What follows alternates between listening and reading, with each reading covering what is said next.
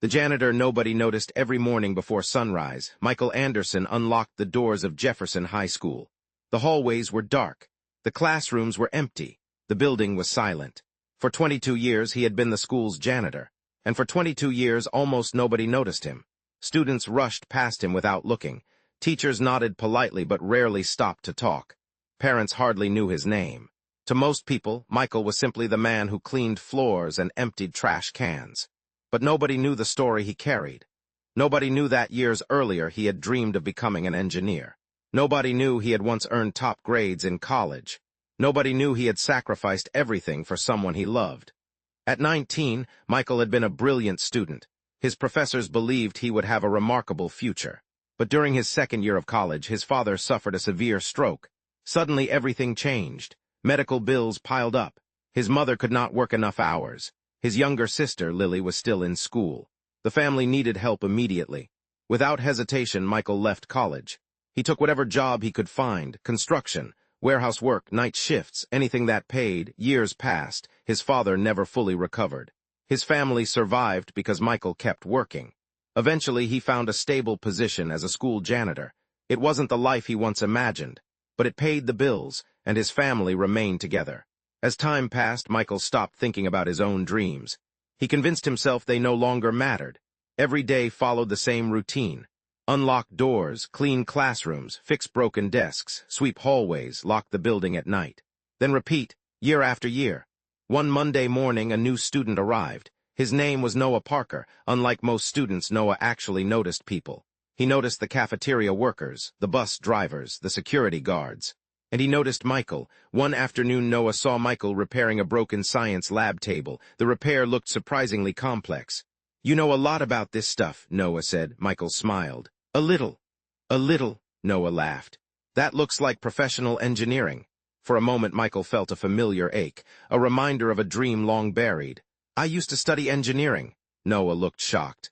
"Really?" Michael nodded. "What happened?" "Life."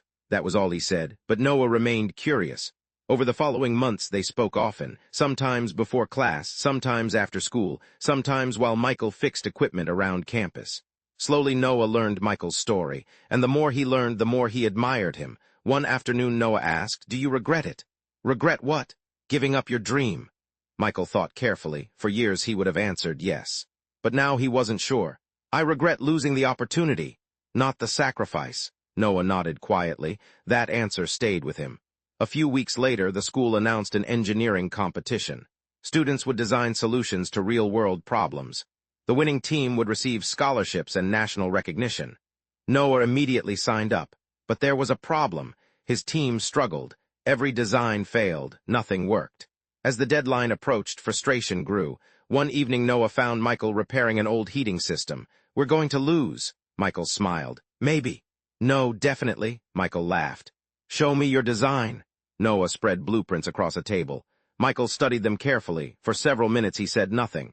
Then he began asking questions, simple questions, smart questions, questions nobody else had considered. Within an hour, Noah's team had identified several major problems and several solutions.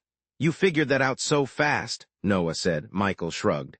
"I've spent a lot of years solving problems." The team worked for weeks, using Michael's advice, using his experience, using lessons he shared after school. Finally, competition day arrived. Schools from across the state participated. The judges examined every project carefully. Hours later, the results were announced. First place, Jefferson High School. Noah's team erupted with excitement. Teachers celebrated, students cheered, parents applauded, but Noah knew the truth. After receiving the award, he walked onto the stage unexpectedly. The auditorium became quiet. "I need to thank someone." The principal looked confused. The audience listened. Noah pointed toward the back of the room, toward a man standing beside a wall, a man who looked ready to leave unnoticed. "Our victory wouldn't exist without Mr. Anderson." Hundreds of heads turned. Michael froze. Noah continued. "He taught us how to solve problems. He encouraged us when we wanted to quit. He shared knowledge he never got the chance to use." The auditorium remained silent. Then applause began, slowly at first, then louder and louder, until the entire room stood. Michael had never experienced anything like it. For the first time in decades, he felt seen, not as a janitor, not as a background figure, but as a person. A few days later, something unexpected happened. A local newspaper published Noah's speech. The story spread online. Soon, former students began sharing memories. Stories appeared everywhere. Mr. Anderson stayed late to help me graduate. Mr. Anderson fixed my wheelchair when nobody else could. Mr. Anderson encouraged me when I wanted to quit school. Mr. Anderson helped me believe in myself. Hundreds of stories. Thousands of people. Lives he had touched without realizing it.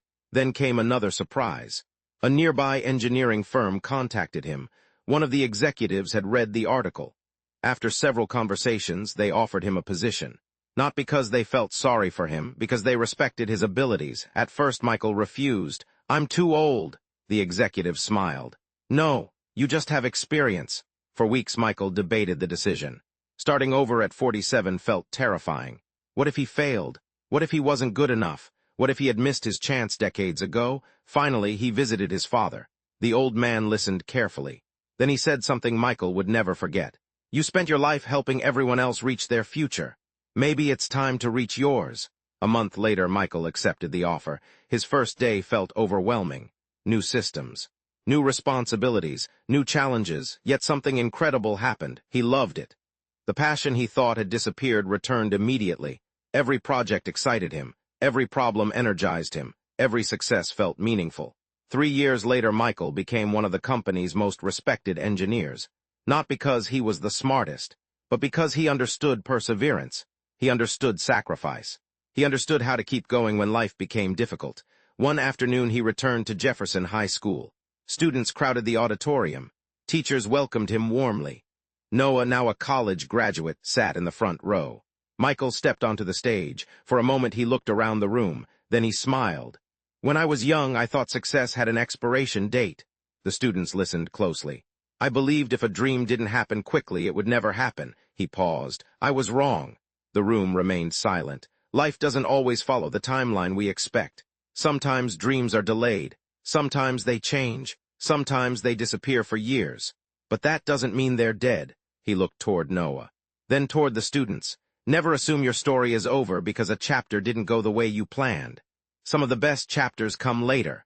The audience erupted into applause. And as Michael walked off the stage, he realized something important.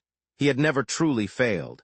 Not when he left college, not when he became a janitor, not during the difficult years. Because success isn't measured only by what you achieve. It's measured by who you become. And sometimes the people nobody notices are quietly building the strongest stories of all.